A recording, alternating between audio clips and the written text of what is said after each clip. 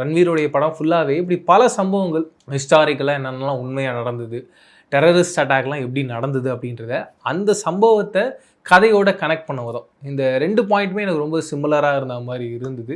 அதை நான் உங்ககிட்ட ஷேர் பண்ணிக்கணும்னு ஆசைப்பட்டேன். அதுக்கப்புறமா என்னென்னா, இந்த படத்தோட ஒரு பெரிய ப்ளஸ் பாயிண்ட்டாக பார்த்தது ஃபர்ஸ்ட் ஆஃப் ஆல் டெக்னிக்கல் டீம்ங்க.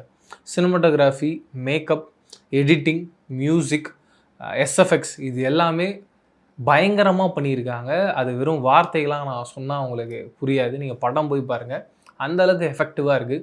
லொக்கேஷன்ஸ்லாம் தேடி தேடி நம்ம கண்டிப்பாக இப்போ ஏற்பட்ட லொக்கேஷன்ஸை பார்த்தே இருக்கக்கூடாது, அந்த லொக்கேஷனே நம்மளை சர்ப்ரைஸ் பண்ணுன்ற ரேஞ்சில் செலக்ட் பண்ணியிருந்தாங்க. அதுக்கு அந்த டீமுக்கு ஒரு பெரிய ஹேட்ஸ் ஆஃப்.